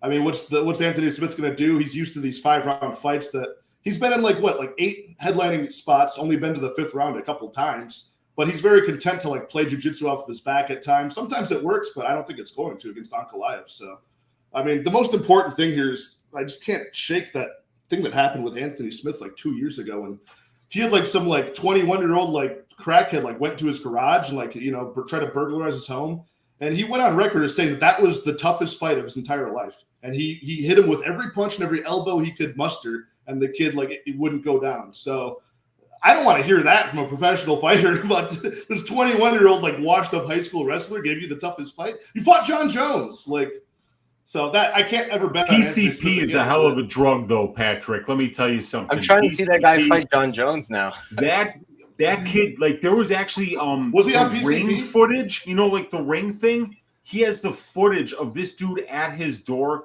This guy was hopped up on goofballs, dude. Like, he fought somebody who was probably on PCP. Was it like the footage of Terrence McKinney when he was like tripping out? No, was it like that? Was that the same guy? Was it the same guy? The cops actually won that fight, Yeah. So this kid was messed up. This kid was really messed up. I don't give any excuses to Anthony Smith here. He should, with his measurables, I'm sure he had a reach advantage, a height advantage, a weight advantage, UFC experience. I have those stats. Hang on, let me pull it. Yeah, up. pull up the stats on that one. What's this kid's striking accuracy on PCP? We need to know the control numbers. Yeah, so it's Magomed Ankalaev. If I had to bet my house on this event, somebody asked me that. I think it was Papa Chuck in my on one of my videos. He said, if you had to put your betting bankroll on just one play for this card, what would it be? That's a really terrifying question, but it would be the Ankalaev money line because one all-in play, I'm not concerned with value on the line, but I think he's going to win this fight. But nothing I can do betting-wise. Makes sense to me. Wiz, what are you thinking for this fight? Hey, I can see how some people say Ankalaev can be seen as a boring fighter, but it's the fact that no one is taking risks against him. No one wants to be put into that scenario where they overextend and he either takes him down and he lays on him and hits him with that ground and pound over and over again. He's a smart striker. As Pat was mentioning, he doesn't put himself into any dangerous positions at all. That one sequence where he did put himself in a dangerous position against Thiago Santos, we did see him get rocked for a second, but Anthony Smith has nowhere near the same amount of power as no ACL Thiago Santos. And Smith has to bring a dogfight or else he has no chance at all. And the only way Smith wins, I think, is a submission here. To be honest, if I were to play anything in this fight, it would probably be Ankalaev decision. But I'm not getting to the window there. I know Ankalaev decision is around like plus 125, plus 120 in some books. But yeah, I'm staying away from a fight. It's hard to see Ankalaev losing, but it's also harder to lay a minus 500 on Ankalaev at the same time. Yeah, so Ankalaev by decision now, best you can get is plus 110 on Bet Online. Okay. That's the best you can get. Wheezy, what do you think for this fight, man? Yeah, it's so in my opinion, like the line is pretty much unbettable on the Ankalaev side here. And let's do the same thing that we just did in the last fight, right? Let's look at the wins, right, for Magomed Ankalaev. The loss to Paul Craig where he won the entire fight, literally 1 second left in the fight, and he tapped while he was in front of his corner. And I mean, I think the one thing that you should absolutely be aware of in a fight where you've won every goddamn second is how many seconds are left, especially when they go clap, clap, clap with 10 seconds left. And that was 5 seconds before he wound up in Paul Craig's triangle, if you watch his fight. So the fact that he tapped there is terrifying if you're betting on a dude that's minus 600. Because this guy is an absolute master of keeping himself out of bad spots. I got Magomed Ankalaev's stats in front of me, right? There are 1, 2, 3, 4, 5, 6, 7, 8, 9 fights. There's not one fight where he didn't have more control time than his opponent. This guy is an absolute master of winning minutes. And you want to know what Smitty is? An absolute master of losing minutes. I mean, this is such an easy stylistic matchup for Magomed Ankalaev. But there's one problem. It's that Smitty is a fighter. He's a scrapper. He doesn't really care if you counter him. He's going to bring a fight to you. And over the massive sample size that we have of Anthony Smith fights, right, where he's got 36 wins, 16 losses, right? The 16 losses are 81% of them are by finish. So he's 13 of those 16 losses inside the distance. In the 36 wins, he's got just a crazy 81% finish rate. 91% finish rate. Are you kidding me? 33 of 36 fucking wins inside the distance. That's ridiculous. You know, this guy is constantly finishing fights, and it's because of the style that he brings. He's not going to stand in front of Magomed Ankalaev and let this dude win minutes. In my opinion, the only bettable line, Anthony Smith inside the distance, or maybe Anthony Smith third round submission. We've seen it before with Smitty, and we've seen it before with Magomed Ankalaev in the Paul Craig fight. That might be like the your Uncle Wheezy's party at Wheezy's long shot prop of the week is Anthony Smith third round submission, because I think that's his best path. Plus 5,000. I love it. See, here we go now. We're doing 10 units to win 500 units. You heard it here on the Couch Warrior podcast. Let's go. Hey, guys, Don't forget about us when you win that. Yeah, I see why this line is so wide. Ankalaev is a master. You know, it's a master class of of doing what he needs to do to win fights. Those are the kind of guys that you bet on. But this is going to be an odd stylistic matchup. I'm going to play just a tiny little sprinkle of Smitty inside the distance. Yeah, that makes a lot of sense to me, man. When I was looking at this, personally, I'm not an Ankalaev truther at all. Like, I think he's good. I think his grappling's really good. His striking's really technical. I don't know. I'm good. I'll probably have to be convinced, and I think I will be convinced by him. He's shown nothing but good stuff so far. One thing I will say, he's a really slow starter, right? You can kind of compare him to Peter Yan in that way. He starts very slow. He loses round one pretty often. Against Krylov, he lost the first round, right? So that's a concern. Too, right? Yeah, I'm pretty sure. And the way I'm looking at it is, so I played Ankalaev. I haven't parlayed, so I do think he wins. But the argument I'd make for Smith is maybe Smith by decision, right? Because if Ankalaev gives up that first round, you only got 2 rounds left. Smith's only got to grind out one more. Will he? I don't think so. Rakic literally controlled him for like the whole fight without getting a single takedown. So because of that, I think Ankalaev takes this. But I think Smith might be live, right? More live than the line indicates. My play here is I parlayed Ankalaev back when he was minus 437. So deep, but not as deep as it is now. And I parlayed him with someone else later on in the card. So I'll talk about the rest of it later. But that's the only thing I'm really doing there. Value. A little bit, beat the line. But all right. So for this next fight, this is probably my most confident bet on the card, honestly. We've got Alexandre Pantoja versus Alex Perez. Pantoja is 24-5-0, 5'5", 68-inch reach, and he is still an American top team. Perez on the other side is 24-6-0, 30 years old, 5'6", so he's got 1 inch in height, 66-inch reach, so he's giving up 2 inches in reach, and he is still training out of Team Oyama. So I think it's my turn to start, and I love Pantoja here. I love Pantoja. I think he covers Perez literally everywhere. Perez is a great wrestler. That's what he has. That's his thing. And Pantoja is also a really good grappler. Even if Perez takes him down, I think Pantoja is going to reverse him. Like, look what he did to Royval. Royval is such a good grappler. And Pantoja had his back the entire time. He made all the adjustments he had to make. His BJJ is so good. 2 wins over the ex-champ, maybe soon to be champ again. I love Pantoja here. I think he's going to win by sub. I played his sub prop. I got it at plus, let me check it out. I got it at plus 450. I played it for a quarter unit. I really like that spot. Perez, he's been submitted, 4 or 5 times? 4 times. And I think Pantoja is one of the best BJJ guys he's fought, other than like Formiga, right? But Formiga never got it down there. And I feel like that, even that win, like that's Perez's best like striking showcase, right? He got that leg kick TKO, but his striking's just not much. Like it's very basic, classic wrestle boxer, right? He's just using the striking to close the distance, get his grappling going. I just think Pantoja's going to cover him everywhere. I think he's going to finish him with a sub. What round? I don't know. I'm not going to play that, but I like Pantoja a lot. Wiz, what do you think? I think this fight's going to be really close. Perez has the tools, but seems to lack the ability to put them together, in my opinion.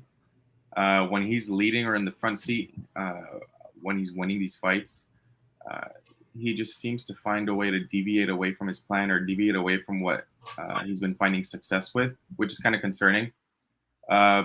Pantoja has had some really convincing wins here. Twice against Moreno, who's fighting on this card. Beat Kaikar France, who's also fighting on this card. And he put up a pretty competitive fight, I would say, against Figgy for what it was worth. The one concern is Pantoja seems to struggle with good wrestlers.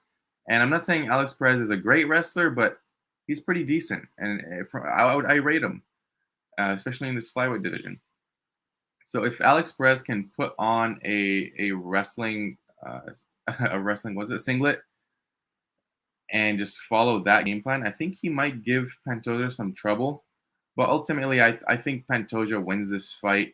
But I do think it's going to be close. I think the line is somewhat accurate, maybe around that minus 140 Pantoja. I would agree with that a little bit more. But yeah, I think Pantoja takes it. Yeah, I forgot to mention, I played him at minus 155 for 3.1 units. That was my play. But Weezy, what are you thinking for this fight? Yeah, super interesting fight. Couple of really high-level guys here. Perez's wrestling is no joke, man. I mean, he's got 37.5% control time for less than 4% control time allowed, about an almost 9-to-1 ratio. Actually, it's just a little over 9-to-1. So this guy's winning 90% of the control time positions that he's in. And over 40% of his fights have been taking place in control time positions. Add to the fact that he's got some nice power. Dude's got 3 knockdowns in only 9 fights. He's averaging 0.8 knockdowns per 15 minutes, 61% striking defense. He's never been knocked down. Throws some vicious low leg kicks. He's a tough fight for Pantoja, but look, Pantoja's like the most durable dude in this division right now that's not named Brandon Moreno. And so I kind of feel like Perez, he's not finishing Pantoja. The Pantoja finish only prop could potentially be a max bet, because I don't think anybody's ever finishing Pantoja. And Perez, on the other hand, is a guy who has been finished in 60. Sorry about this. 5 of 6 of his pro losses are by finish, 4 of them by submission, 1 of them by knockout. So this guy is not durable. And against Pantoja, that's going to be a real problem, especially Perez, who's spending so much time in control time positions, somebody that's as talented as a submission grappler as Pantoja is. That sub prop that you got on, Mike, is a really good one. Weezy, I just wanted to mention about your scorecards no action call. So the market agrees with you, man. It opened up at minus 155, and it's all the way down to minus 190 now. So it does make a lot of sense to me, too. Yeah. Pantoja's got legendary durability, and Perez doesn't. And Pantoja's the favorite, so it's not surprising to see it in that spot. Pat, what do you think, man? If I had to set a line for, fight doesn't happen, or a line for like Perez misses weight, it's probably around like minus 150. Perez has missed weight outside of the UFC like 4 times, honestly. And like the other fights he's had outside the UFC were like catchweight bouts, probably because he missed weight beforehand, made a deal. But even in the UFC, it's been a couple times, and the scary ones were against Matt Schnell most recently. So the long layoff, all of the stuff outside the cage, and then just how much I like Pantoja really pushed me on. He's my biggest money line bet of the week for sure. And, I just kind of like what WizBet said. Perez does have the tools. Pantoja does a much better job of blending them together, kind of an equal opportunity finisher. I like the inside the distance for Pantoja, but it's kind of for, again, the outside of the cage things. Like I feel like it's going to be a really crappy weight cut for Perez if he can make it and look, make it to the octagon on Saturday. So I like that. But otherwise, I'm not one to really bet on inside the distance flyweight fights unless I'm getting like really juicy plus money. What is the odds on that? Is it above plus 150? Plus 225. Plus 225? Okay, yeah. So I do like that. I haven't played it. I'm already in on the money line, so I'm not going to double dip this week. But, everything about Pantoja I like. The level of competition especially, Perez looks great, and he's a pleasure to watch, but who is he really beaten? Nowhere near the level of competition compared to Pantoja. So, yeah, I'm all in on Pantoja. Yeah, that's another big thing to mention, right? Perez's wins. I feel like.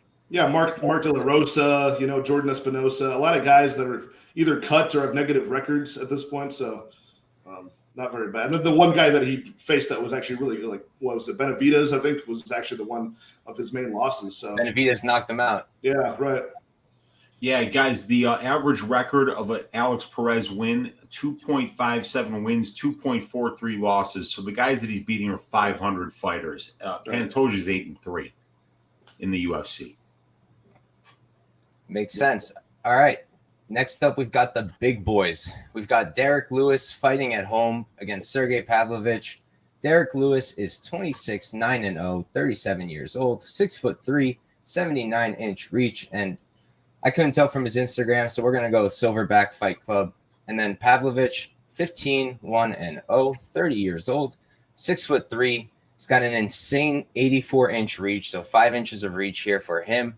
And based off of his Instagram, it looks like he's training at Team Strela and a little bit of work at Undefeated Boxing. And Wiz, why don't you start us off, man?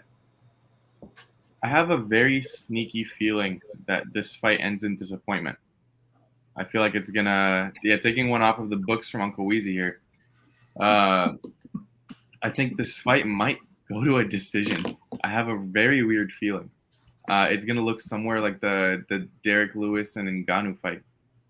But just breaking it down, Lewis is just a low volume guy versus a guy in Pavlovich who's just a little bit faster, bigger, and more dynamic with his strikes. So he mixes it up a little bit more. He also has a higher output, which leans me a little bit towards Pavlovich there. Lewis suffered his most demoralizing loss 3 fights ago against Cyril Gane, where he just got a tour of the octagon. He got pieced up. And he also suffered a taste of his own medicine in his last fight against Tai Tuivasa. I think the age is starting to creep up on him, and he's just not throwing anything except for the haymakers now. And it could be a gas issue. It could be a lack of motivation. It could be both. We've heard him multiple times say that, hey, they give me a fight, I'm going to be there. I just want my paycheck. That's not the best thing to hear. That's not a thing you want to hear from a fighter that you want to bet on, or you have betting lines that are that are out there for. So I couldn't get to Lewis here. I understand that Pavlovich has had the lower level of competition by far, but he's handled it accordingly, in my opinion, where he's been knocking these guys out. And his only losses to Alistair Overeem, which is there's no shame in that at all. Overeem has been a killer. He'll always be remembered as the greatest heavyweight of all time. You know what? Maybe. Parker Porter would like to have a word. Yeah, I just think Lewis seems like he's at a different point in his career now where fighting is not his main priority. So I just don't know where his head's at. I have Pavlovich here. I got him at, let me see. I got Pavlovich at minus 130. I missed the line there, but I got him for 1.95 units.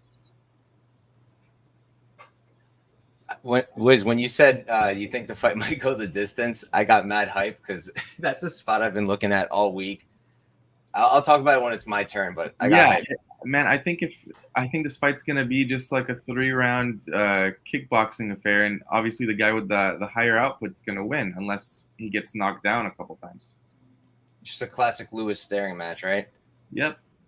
Wheezy, what do you think, man?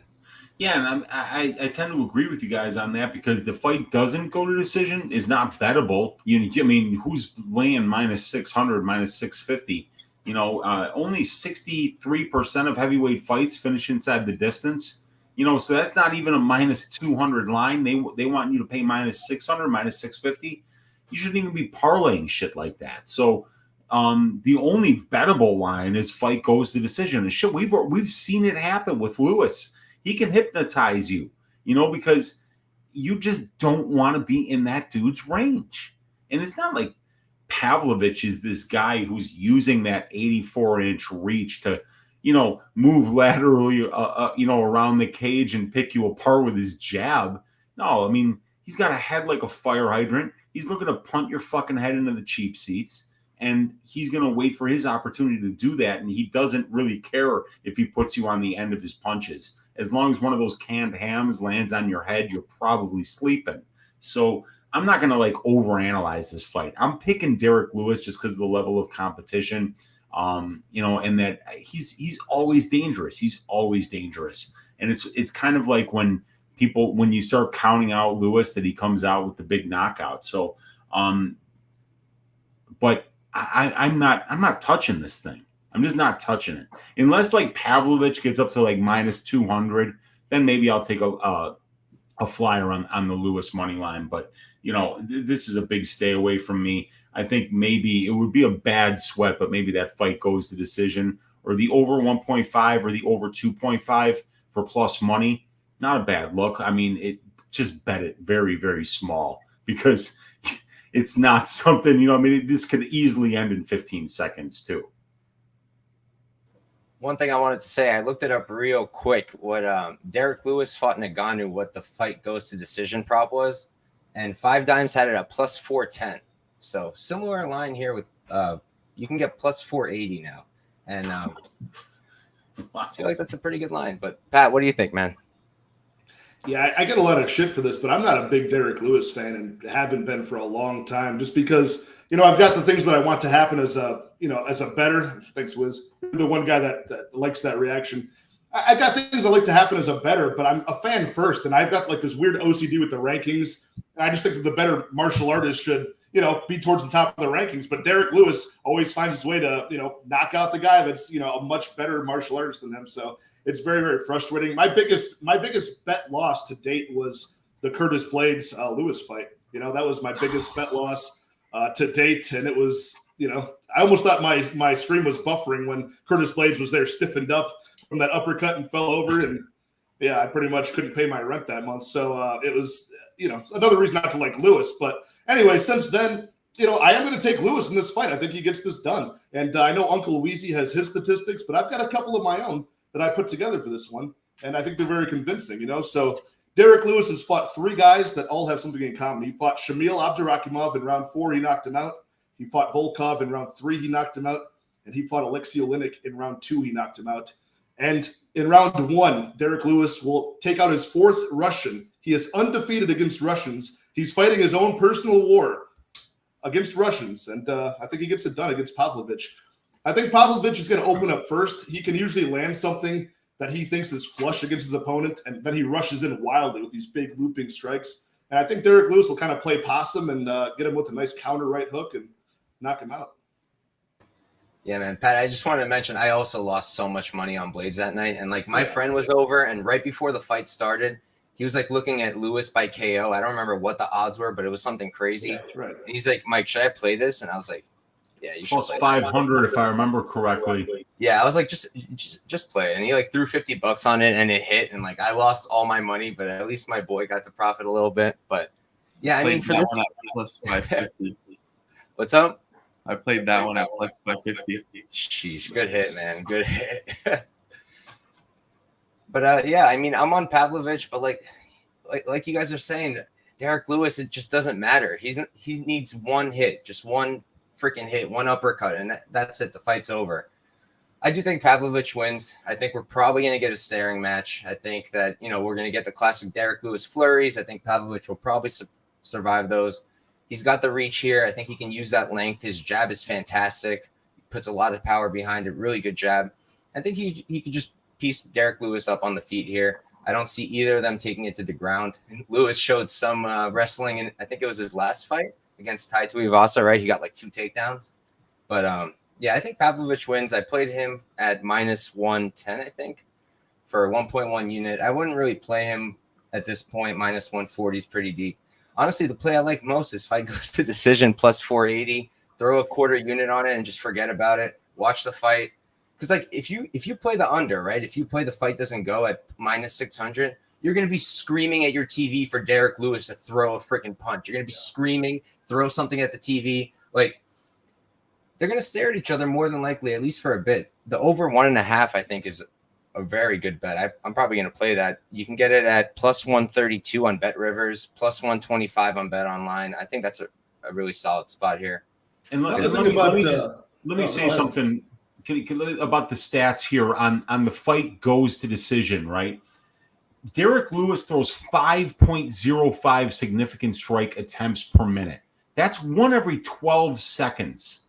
And his opponents, because they're so scared of being hit, are only throwing 4.28. This is over 24 UFC fights and a 225-minute sample size. So for a fighter that's been historically on the aggregate that low volume for him and his opponents, it's just screaming, just please sprinkle me. Just please sprinkle me. Because if these guys don't land a big shot, it's going to decision. Now, you guys are on Pavlovich. I mean, I'm on the Lewis side just for, I'm not betting this fight, but I could see it playing out that way in my crystal ball of predictions. But do you guys worry about 12 of Pavlovich's knockouts are all by first round knockout? I also see that Derrick Lewis is not the type of guy to succumb to one strike. It's usually a mix of fatigue. He was knocked out one time by Matt Mitrione 8 years ago, and it was kind of like him getting knocked off balance, and then Mitrione jumped on him with ground and pound. Lewis is always getting tired, kind of getting peppered with strikes. He doesn't like to get hit on his big fat torso and stuff, and he's kind of fatigued, and then he gets knocked out that way. Do you think that Pavlovich will have that power in round 2 or round 3, or do you think it doesn't really matter that much? Here's the thing: it's the one thing I think Pavlovich should do, I don't know if he will, is utilize his leg kicks, because he has a nice kicking game. And if he can get those calf kicks working in round 1 and not focus too much on the overhand rights and the power shots, it's going to pay dividends. It's going to slow Lewis down even more than he already is slow. And it would give him that much more of an opportunity to find the knockout. I fear that the thing is, with Derrick Lewis, we know his power carries. He knocked Blades out in the 3rd. So that's my fear. But the outing against Tuivasa, that punch, in my opinion, didn't land clean. And it looked like he just dropped down, and I don't know. It was a very bad look. It looked like he gave up. The elbow was nasty, though, because when you watch and you'll know this, Wiz, from getting in there, but it's really in the slow-mo you can tell when the knockout punch or elbow hits is when the ears wiggle. And everything else, the cranium moves, the ears are cartilage. They stay and they wiggle. That's when you know that it's that's a real hit, and that's usually the tell. So that looks like that elbow was nasty, because, again, his big cranium of Derrick Lewis moved, but those ears just wiggled a little bit in slow-mo, and he kind of went down. That's true. That is true. It's a very close fight. That's why I think both guys are scared of each other. And that's why I'm leaning towards this decision. And if I can lock up both fighters at decision, I will. I have to look into both of those lines. The one thing I would add also is Pavlovich is only 30 years old. And for heavyweight, that's really young, right? So I feel like we're going to keep seeing improvements from him. We're going to see him getting better and better. And I just feel like he's got the tools to handle it. But you're right, Pat. If it does go long, we got some questions to get answered. But all right. No way. We're up to the first title fight. This is lit. All right. We got Brandon Moreno versus Kai Kara-France 2. Moreno is 19-6-2, 28 years old, 5'7" with a 70-inch reach. And he's no longer at Entran Gym. He's now at Glory MMA training under James Krause. And then on the other side, Kara-France is 24-9-0, 29 years old, 5'4", so he's given up 3 inches in height. 67-inch reach, giving up 3 inches in reach, and he's training out of City Kickboxing. So, Uncle Weezy, why don't you start us off? Yeah, great fight, man. It's one I don't really have a great read on because I think the line is kind of where it should be, considering Moreno's advantages in important spots here. I think he's the better grappler. He's got a 1-inch reach advantage. He's the taller guy. He's got more UFC experience. He's beaten Kai Kara-France already. And he's got the better strength of schedule. And his last 3 fights were against Davis and Figueiredo, and they were all scheduled for 5 rounds. Kai Kara-France has never been 5 rounds, but France carries a ton of power in his hands, and he's always dangerous. It only takes 1 for him. So, but Moreno's got that durability too. So, it just kind of feels like it's favorite or pass here, and the line kind of reflects that, right? But you got to pay -200 for Moreno here. So, it's kind of like a stay away for me because I also feel like Moreno is about as durable as it gets. And because Moreno, maybe he can get a submission, but I don't really see him knocking out Kai Kara-France. He's a fantastic striker. And he's got 65% striking defense, does Kara-France. So, And it's Moreno only 40% striking accuracy. So he's not like this precision great boxer, but he's obviously a very, very good boxer, good enough to be champion at one time. So very dangerous, well-rounded, durable guy with a ton of heart in Brandon Moreno. I got to believe he wins this fight, but I'm just not willing to lay the juice on it. Makes sense to me. Pat, what do you think? Very similar to Uncle Weezy said. I'm not willing to pay the money line on this one, but I do think Moreno wins, and I'm oddly confident in him. But, the momentum of Kai Kara-France is undeniable at this point, too. The guy is talented. The much more diverse striker and, unpredictable, creative striker is Kara-France, right? He goes to the legs, the body, the head, kind of equally, whereas Moreno is more of the headhunter with his boxing. But one thing I like about Moreno that I think will dictate this fight is he never really gives up center of the octagon. He's rarely ever backed up. I predict it'll be, Kai Kara-France is the guy counter-striking off of his back foot. May or may not be successful, but if you're going to try to push back Moreno and back him up, you're just going to be trading at, boxing range in the phone booth. So, and Moreno packs a hell of a punch. Like I said, more of a headhunter, but very good combinations. And the zip and power in his punch is the same in round 1. Somehow it is in round 3 and round 5, and his cardio is great. So for those reasons, I think it'll look a lot better. This fight will play out very close, I think, but I'm on Moreno very confidently, but just not confident enough to pay that on him and, fade the momentum of Kara-France. I think he's very talented and probably going to be in this top 5 for a long time. So give me Moreno, but no bet for me. Oh, you're muted. Thanks, Wiz. So I'm on Moreno as well. And I'll say this. There's 2 things that I looked at, right? So first off, I know we always say no 2 fights are the same for rematches, but I always like to watch the rematch. The first fight, I like to see how it went. And, Moreno, a guy who was the underdog in that fight, who a lot of people thought was going to come out and have to grapple, he won on the feet, right? So Kara-France got the first round, but Moreno won the other 2 on the feet. And yeah, both guys have improved. Kara-France looked amazing against Oscar Askarov. Great takedown defense. But then look at his fight against Bontorin, right? What happened? Bontorin took his back and was controlling him and put him in a lot of danger. Yeah, he survived. He got out, knocked Bontorin out. That's beautiful. But I think if Moreno gets his back like that, I don't think he's going to get out. I feel like he's going to submit him. So I do like Moreno here. Like you guys, I can't play a money line, but he is the second piece of my parlay with Ankalaev. That parlay comes out to minus 119, and I put 2 units on it. I like it quite a bit. Brings them down to a playable level. It's my only real parlay for this fight. For this card. And I played his sub prop too. I got it at plus, what was it? I got it plus 450, played it for another quarter unit. And like I said, I just think that Moreno's BJJ is really freaking good. And Kai Kara-France, even recently in that Bontorin fight, has shown that grappling can still be an issue for him. So I like Moreno here. I think he wins this fight. Wiz, what do you think? I differ completely. Not 100% confident, but I understand Moreno slightly outstruck Kai Kara-France in the first matchup, but man, Kai Kara-France's striking in that first matchup was nowhere near where it's at right now. He's making improvements head and shoulders above what he was during that first fight. The one thing that deters me away from the Moreno side is that he got dropped 3 times in his last fight against Fuggit, who in his own right is a very strong puncher, power puncher. And hey, Kai Kara-France has bricks for hands. We've been saying it over his past couple fights, and we can't retract that statement. It's true. So I don't mind the dog shot here on Kai Kara-France. I've been waiting for the line to climb a little bit more, just so I can get a better number, and I think it will by the time fight day comes.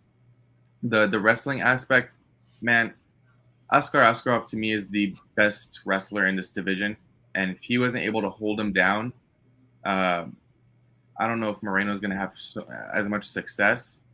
No 2 fighters or no 2 outcomes are going to be the same. Stats don't really tell you the full story sometimes, but it's a damn good way to tell a fighter's strengths and weaknesses. Against Bontorin is known for just laying and praying with that heavy grappling approach, and he just keeps going to it. And that fight was some time back, so he definitely has made improvements in that wrestling and grappling department. So yeah, at this current price, I'm a little bit more hesitant to take Kai Kara-France just because I want a better price. I'm a greedy person when it comes to underdogs, and I think this line could probably climb to like a plus 190, maybe even a plus 200 for Kai Kara-France, and that's where I'll take it. I have a question for all you guys. What do you guys think if fight doesn't go? Do you guys think that we're going to make it all 5 rounds here? Tough.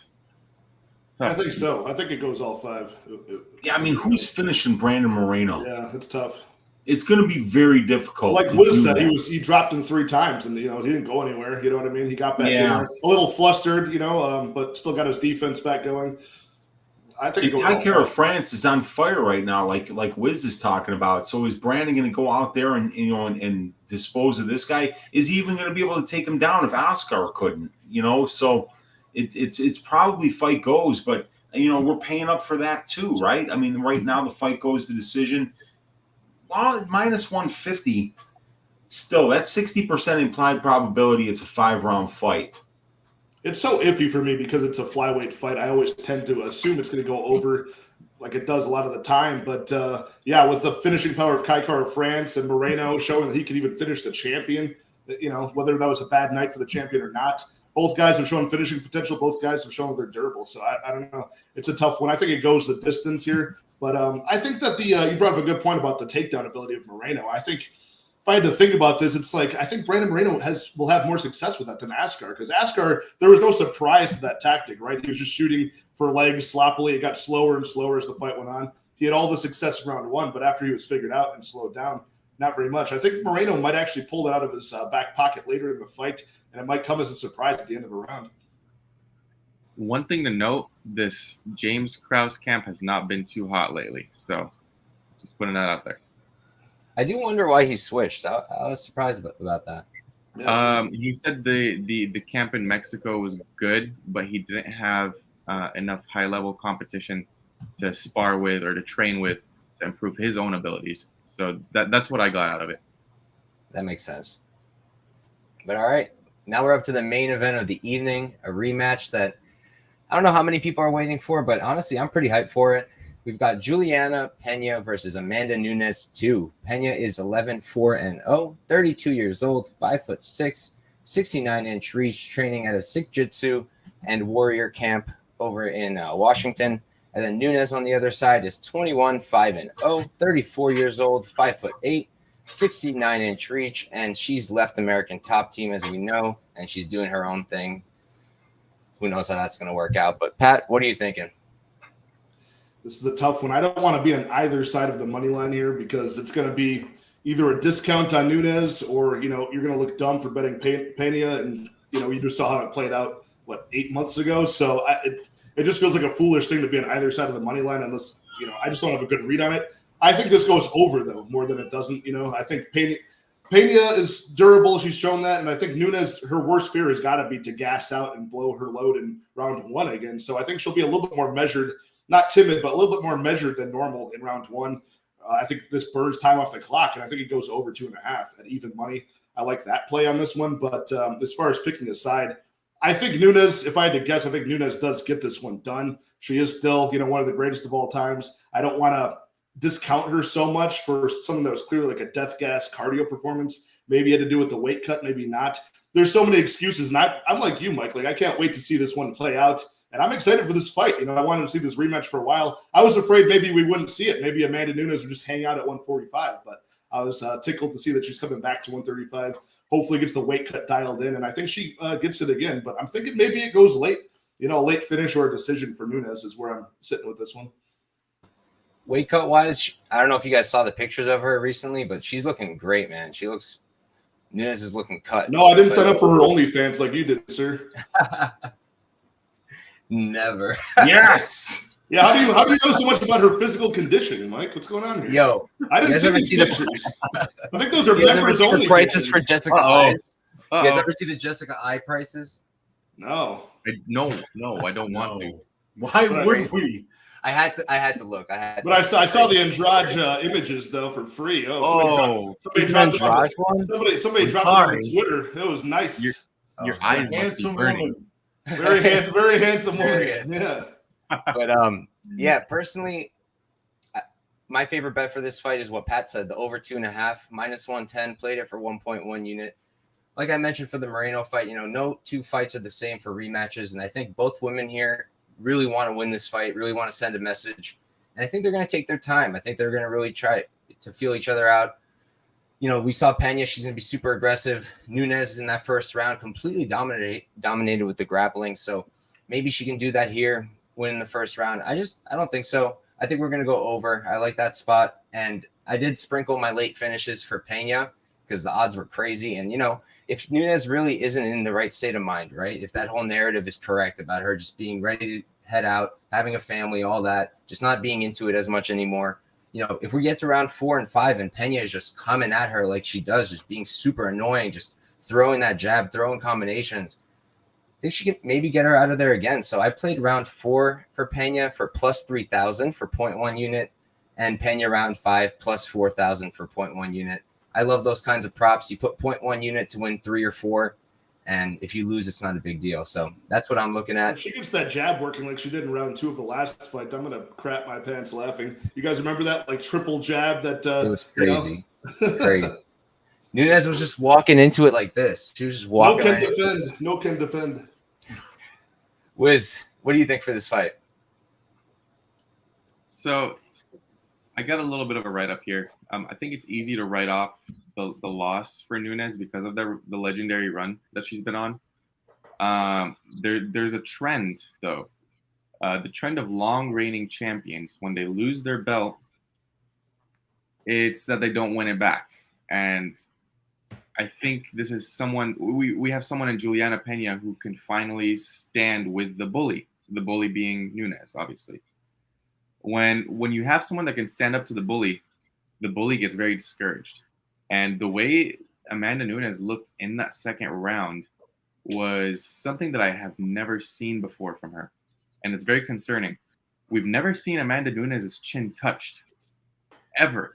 We've never seen it touched with any sort of power shot until that last fight. And I think Pena could do the same thing again. I think she's going to stand up to her. She's not going to take any pressure from her. They're going to probably stand in the center of the octagon and exchange dominant positions, whether Nunes is advancing or Pena is advancing. And I just think Pena has the hardware to take the shots required from Nunes standing up. I think she has a decent chin. She's taken a couple of those punches and she didn't seem too phased. And when they were standing in the pocket, I thought Pena was the one landing the more effective shots and the one really squaring up with these punches and landing them on the button versus the looping punches of Nunes. So I have Pena at 1 unit at plus 210, I believe it is, or 215. Plus 215. So that's where I'm leaning on this fight. It's going to be a great fight, guys. I'm very excited for this one. And I don't mean this in any negative way at all, but it's hard for me to get excited over female UFC fights all that often because most of the time it's just very low level. And this is one of the instances where we have a very high level fight. And the whole narrative with losing the belt and then the Ultimate Fighter season, if you guys have been following it, the whole shit talking and the way Pena's team won 3 out of the 4 finalists are from Team Pena. The coaching was phenomenal. I'm very excited. Even if I lose this bet, which I hope I don't, it's going to be a thrill. I love it. Props to you for being able to watch this season of the Ultimate Fighter. I tried. I couldn't do it. I could not do it. But Weezy, what do you think for this fight, man? Yeah, so let me give you a little stat that when I went digging deep. In the fights that Nunes has won at 135, she has 8 finishes in those fights. 7 of them are in the first round, and 1 of them is in the 5th. So, she's very front-loaded. We saw it in the first fight, right? I think I'm going to be sprinkling Nunes round 1. She's when you go through the stats, she's literally better everywhere. Do you guys have any idea what Julianna Pena's takedown defense is at the UFC level? No, not a clue. Try 22.22%. Oh yeah. Oh my god. So out of every 9 takedowns, takedown attempts, she's allowing 7 of them. And then, when you see Nunes at her best, when her strikes are flowing fast, she's the one landing the big shots. She's by far the better striker. She's by far the better grappler. She's got by far the better takedown defense. She's got the way better control time ratios. She's got sick power. That's something that you just don't see in any division anywhere in the UFC where there are women, is power. And Nunes has it in spades. She's the better fighter here, but you have to pay up, but you're not. Are you really paying up when you had to pay minus 900 the last time? And and Nunes still won like the first 5.5, 6 minutes of that fight. But I think was said, it's the bully, all of a sudden the bully is like landing big shots and the punk kid ain't going away. And you're like, wait a second, this wasn't the script. It hasn't been the script for a very long time. And even when she is going the full 5 rounds, it's not like her opponent is winning minutes. It's just not happening. So, the assumption that I'm making here is that Nunes is going to have everything wrapped up. She's a 135-pound fighter again, and that she's working to make sure that she's going to be able to go the full 5 rounds here. But am I ever laying minus 275 on a somebody with a vagina? Because that's what this comes down to. When you're laying juice on women's MMA, dude, it doesn't work out. It's a really bad long-term game plan. And we've seen it over and over and over again recently, that laying juice on women's MMA is something that will destroy your bankroll and destroy it fast. So I'm going to maybe sprinkle Nunes round 1 at plus 300. I will maybe be parlaying. The fight doesn't go to decision here because I think both of these ladies have qualities that when they stylistically play out, you see one of these ladies getting a finish inside the distance here. And then when we look at the 5-round 135-pound women's analytics, these fights are finishing inside the distance over 70% of the time. So violence, Nunes round 1 violence, but if you're taking plus 240 right now for Julianna Pena, on the straight money line on Bet Online, that's not a bad bet. You're getting plus 240 on somebody that won the last fight, that's younger, that's hungrier, and could potentially have a great performance again. So I'm not laying the money line here on Nunes, even though I think she wins this fight. So you think she'll be just as urgent in round 1 as she was last time? Just maybe in better shape, a better weight cut. No, I don't think she was even that. No, go ahead. No, go ahead. I just think that would be like a thing. We see that within the men's divisions, at least. Somebody gasses out in one fight a little bit slower, or even if they get knocked out in one round, they're a little bit more timid to throw, a little bit more timid to get in dangerous exchanges. Do you think she's going to take her down, or how do you see this playing out in a round 1 finish sequence?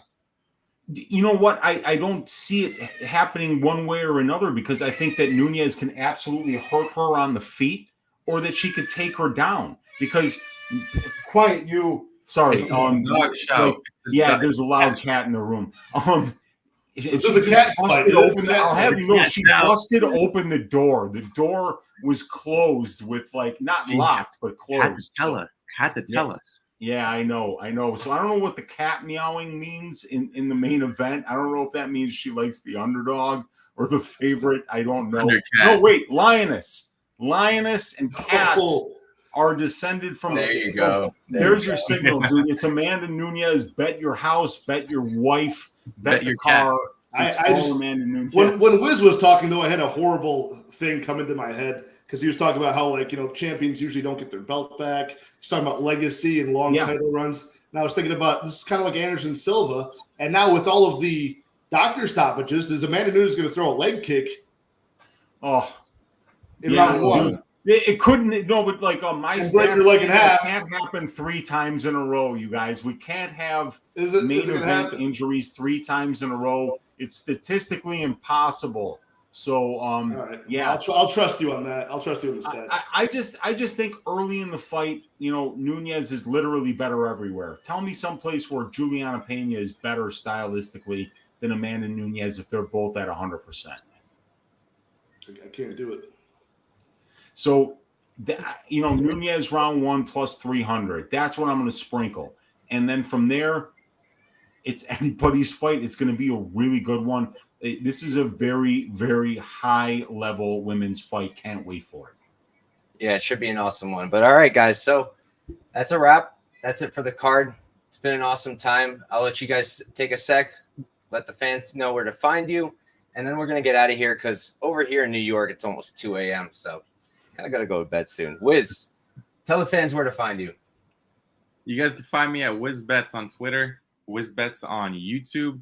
I know I only have one video, but it's the video of the infamous interview with Askar Mazarov. That was a 34-minute long interview, and he did most of the talking, so you don't have to hear my annoying voice. Giving out all these bets every single day, any sport you could think of except for Russian ping pong, we're on it. But yeah, thanks for having me on, Mike. I really appreciate it. This was really fun. Patrick, Uncle Wheezy, it's always a pleasure. Thank you for coming, Wiz. Thank you for coming. Wheezy, tell them where to find you. Yeah, the Uncle Wheezy YouTube channel, the MMA Engine YouTube channel, Pub Sports Radio YouTube channel. You can find me in all those places. Basically, anywhere you find dudes going balls deep on statistics of UFC fights, you're going to find your Uncle Wheezy there. Huge shout out to MMA Engine, guys. If you guys don't already follow them, check them out. They got shows all the time. They kill it. It's very dope. Shout out to Lou. Shout out to Brady. Shout out to Monk. They're killing it over there. Pat, tell the fans where to find you. Yeah, my name is Patrick. I love MMA. It's the only sport. Unlike Wiz, Wiz is a genius because he does betting on all sports. I don't know the rules to any other sport besides mixed martial arts. It's honest to God, I don't. I've only been watching this since I was a toddler. So I used to wear Affliction t-shirts and go to B-dubs and yell at the waitresses, but now I get to yell at you guys on YouTube. My first live stream will be on Wednesday with the Eric Betts fights. So we'll start doing weekly live streams on Wednesdays. Go to Addicted to Combat. Give me a subscribe. Let's talk fights. That's awesome. Eric's the man, too. Shout out to Eric Betts Fights. But all right, guys. Thank you guys all for tuning in, and have a good one. Good luck this weekend. Let's kill it. Wiz, what's up? Before we go, I promised Lou that I would give out his favorite bet, and I saved it for the final moment of the show. The Yam Bag special is going to come in the Dontel Mays and Hamdy fight. Yes. You heard it here first. Yes. Like it. Let's go. Beautiful, Lou. Beautiful. He picked a fantastic one. But all right, guys. Thank you guys all for tuning in, and have a good one.